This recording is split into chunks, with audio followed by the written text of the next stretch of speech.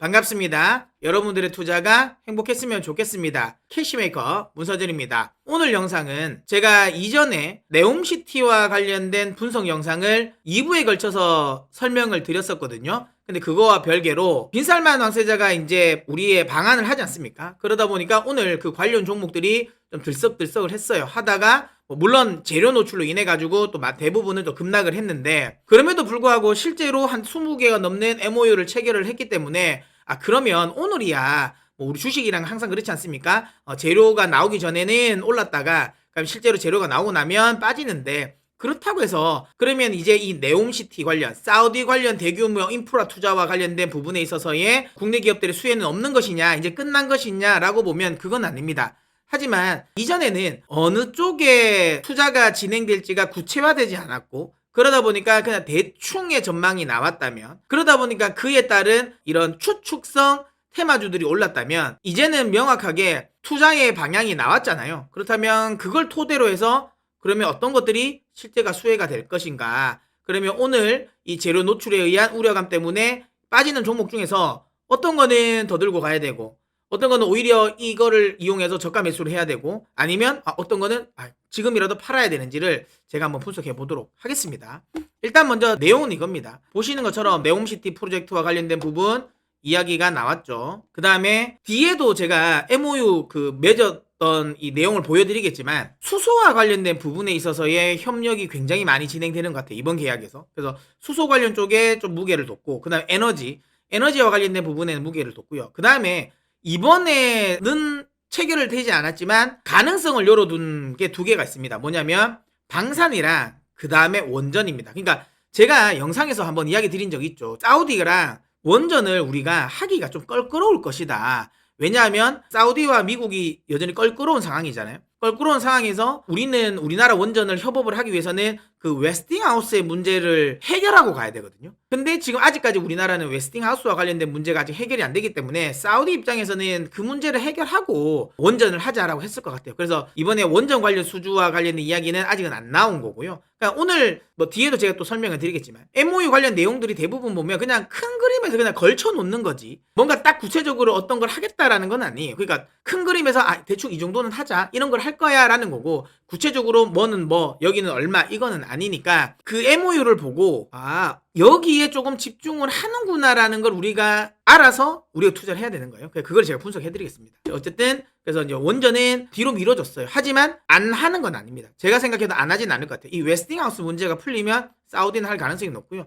그 다음에 제가 그래서 원전보다는 의외로 방산이 수혜주가 될 수 있다라고 이야기 드렸잖아요. 그래서 이번에도 실제로 방산의 계약은 맺지는 않았어요. 하지만 방산과 관련된 부분에 있어서의 수출을 계속 타진을 하고 있죠. 근데 제가 이전 영상에서도 이야기 드린 것처럼 항공기는 좀 어려울 거다. 그러니까 전투기는 어려울 거다. 하지만 우리가 탱크라든지 자주포 같은 것들은 미국 기술과 관련돼 가지고 크게 뒤처지지 않기 때문에 이쪽에 대한 수준은 나올 가능성이 높다라고 했고, 이번에 약간 그런 뉘앙스는 풍겼어요. 그렇다면 그쪽의 부분은 여전히 좀 긍정적으로 보시면 되고요. 그 다음에 이번에는 의외로 철도와 관련된 부분에 있어서의 좀 투자도 많이 진행됐습니다. 그래서 요런 쪽에 있으면 요런 쪽에 관련된 부분은 실질적인 수혜주가 된다라고 보시면 될 것 같고요. 이게 이제 구체적으로 이런 MOU를 지금 한 25개 정도의 MOU를 맺었는데, 특별하게 관심이 안 끌리는 것들도 많아요. 프로바이오틱스라든지 이런 것들은 큰 거는 없는데, 여기 큰 그림에서 보면 에너지 플랜트 관련 이런 부분은 우리나라랑 꽤 많은 협업을 하려고 하는구나라는 걸 알 수 있는 거고요. 그 다음에 제약이라든지 게임 이런 건 제 개인적인 생각에 그냥 다 요식행위 같아요. 메이저 애들이랑 계약을 한 게 아니잖아요. 그렇기 때문에 이거는 그러니까 협업을 하려고 하는 많은 것 중에 한두 개 그런 것 같아. 그냥 이게 약간 끼워 팔기 상품 같은 느낌인데, 오늘 게임주가 많이 오르긴 했지만 그래도 제 생각에는 이게 메인구는 안 될 것 같아요. 메인구는 안 될 것 같고요. 내용을 보면 확실하게 철도 쪽은 좀 메인이 될 가능성이 높아 보입니다. 이거는 네옴시티랑 또 연결고리가 있거든요. 특히 우리나라 이제 현대로템 같은 경우는 수소 트램 관련 이슈가 계속 있잖아요. 그거와 관련돼서는 좀 진심이다. 왜냐면 수소 플러스 철도잖아요. 그러면 현대로템은 실제로 수혜가 될 것 같아요. 그래서 오늘 그래서 다른 종목들은 많이 빠졌지만 현대로템은 상대적으로 덜 빠진 게 그거라고 좀 봐요. 그리고 얘는 또 탱크 수주와 관련된 기대감도 있잖아요. 방산. 그렇다면 이번에 공개된 MOU에서 가장 명확하게 수혜주라고 할 수 있는 건 현대로템입니다. 그래서 현대로템은 앞으로도 더 괜찮을 것 같습니다. 이번에 좀 반등을 한다 하더라도 눌려주면 저는 매수의 기회라고 보면 된다라고 보고요. 현대로템 같은 경우는 단순히 사우디만 이슈가 있는 게 아니라 제가 이 주식 홈쇼핑에서도 영상을 찍어 드렸죠. 거기에서도 설명해 드린 것처럼 우크라이나 재건 이슈도 있습니다. 왜냐하면 러시아 우크라이나 사태가 터지기 전에 우크라이나랑 지금 현대로템이 그 트램을 하기로 계약을 했었거든요. 그렇다면 우크라이나 재건 이슈가 나올 때 현대로템 또 거기 참여할 가능성이 높다라고 보시면 되고, 그 다음에 여전히 우리나라 탱크 수출과 관련된 기대감은 여전합니다. 올해뿐만 아니라 내년에도 계속 진행될 가능성이 높기 때문에 이런 모멘텀들이 계속 살아있는 상황에서 사우디까지도 명확하게 어찌 보면 힘을 실어줬다, 이런 걸 본다면 현대로템은 더 괜찮아질 가능성이 높다라고 보고 있고요. 나머지들은 우리가 다 아는 거죠. 대체적으로 뭐 롯데케미칼부터 해가지고 우리나라 이제 삼성물산이나 이런 것들은 그냥 인프라 투자가 진행되는 거에서 다 이제 한 다리씩 다 결쳤다고 보시면 되고요. 두산에너빌리티 같은 경우는 여기 이제 주조, 단조, 공장, 뭐 건설 뭐 이런 것들도 대부분 다 이제 발전소, 공장 이런 거니까 원전 관련 쪽은 아니에요. 하지만 원전을 완전히 배제한 건 아니고요. 그 다음에 눈에 띄는 건 제가 여러분들에게 얘기 드렸죠. 네옴시티도 네옴시티지만 우크라이나 관련 수혜주도 있고 뭐 매력적이다로 했던 영상에서 변압기 관련 종목을 제가 집중해야 된다라고 보고 거기서 제가 탑픽을 뭐라고 이야기 드렸나요? 효성중공업이라고 이야기했잖아요. 근데 오늘 딱 명확하게 효성중공업이 MOU를 체결했습니다. 물론 이거는 변압기 관련 부분은 아니지만 제 생각에는 이런 식으로 이제 네옴시티나 그 다음에 사우디 인프라 투자에 발을 걸치면 최종적으로는 변압기 관련 수주가 나올 가능성이 높다라는 거죠. 그렇다면 효성중공업 역시도 여전히 관심을 가져야 된다라고 보고요. 나머지들은 크게 유의미한 건 없는 것 같아요. 유의미한 건 없는데 제가 여기서 하나 조금 더 힌트를 찾은 건 뭐냐면 전반적으로 수소에 굉장히 우리나라랑 뭔가를 하려고 해요. 빈살만 같은 경우가 사우디가. 근데 거기에 수소에 눈에 띄는 건 암모니아 협력 계약이 있거든요. 제가 예전에 이제 토마토 TV에 나와서 항상 이야기할 때 수소 관련 이슈에서 암모니아가 꽤 괜찮다. 왜냐하면 암모니아는 그 화학식에도 NH3잖아요. 그러니까 질소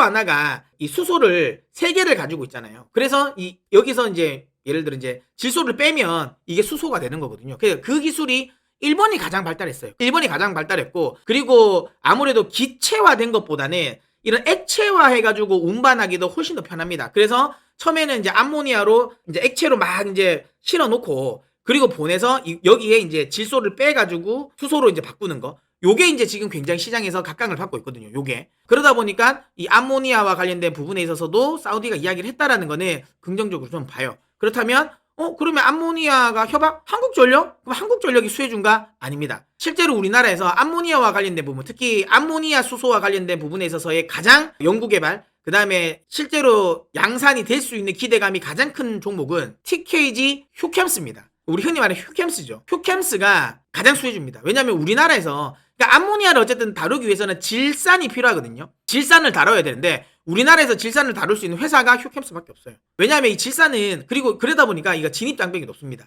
질산은 유독 물질이잖아요. 그래서 이거 신규 수주를 거의 안 내줘요. 최근 들어서는. 그러다 보니까 이 질산을 다룰 수 있는 건 휴캠스밖에 없고, 그러면서 이제 질산 같은 경우는 반도체 이런 데 이제 세정액으로 많이 사용이 되거든요. 그러니까 이게 폐기물 처리 업체들과 비슷해요. 그러니까 신규 진입 장벽은 굉장히 환경 관련 규제 때문에 굉장히 높아요. 진입 장벽이 엄청 어렵습니다. 신규로 진입하기는 어려운데 중요한 건 쓸모는 많다. 다만 이게 반도체 쪽에 많이 쓰이니까 최근 들어서 반도체 이제 재고 조정 사이클이 나오기 때문에 지금 당장의 주가는 약할 수는 있어요. 하지만 휴캠스 같은 경우는 이 질산액 같은 경우는 반도체 세정액으로도 사용이 되지만 또 어디에 사용되냐면 태양광 패널의 세정액에도 사용이 됩니다. 그러다 보니까 지금 최근 들어서는 태양광 관련 모듈이 계속 또 생산이 많이 되잖아요. 그런 걸 감안한다면 또 태양광 관련 쪽에 모멘텀도 있다. 그러니까 다른 반도체 소재 업종들 대비해서는 반도체 업황이 둔화되는 거에 크게 영향을 좀 덜 미친다라고 보시면 될 것 같고요.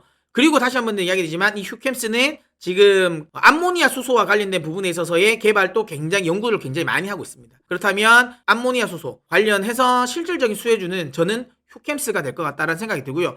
어쨌든 이번 MOU를 보면서 느꼈던 건 휴캠스가 숨은 수혜주가 될 수도 있겠구나라는 생각을 해서 여러분들 한번 휴캠스 한번 관심 있게 한번 보셔도 될 것 같다라는 생각이 듭니다. 다시 한번 이야기 드리지만 휴캠스는 반도체 업황이 좋아져야 되긴 합니다. 하지만 그 반도체 업황이 살아날 때까지 태양광 업황의 수혜를 받으면서 버틸 수 있을 것 같아요. 거기에 암모니아 수소와 관련된 이슈가 또 부각될 수 있는 상황이니까 휴캠스 틈새 공략 해볼만 하지 않나 라고 생각을 합니다. 자, 그러면 오늘 영상에서 마무리하도록 하겠고요. 아직까지 캐시메이커의 메이커가 아니신 분들은 구독을 눌러서 메이커가 되셔서 앞으로 많은 영상 시청해 주시고요. 이런 종목 분석, 섹터 분석뿐만 아니라 시황도 올려드리니까 많은 영상들 참고하셔서 돈 많이 버셨으면 좋겠습니다. 자, 그러면 저는 다음 영상에서 찾아뵙도록 하겠고요. 그때까지 여러분 메이크머니 하십시오.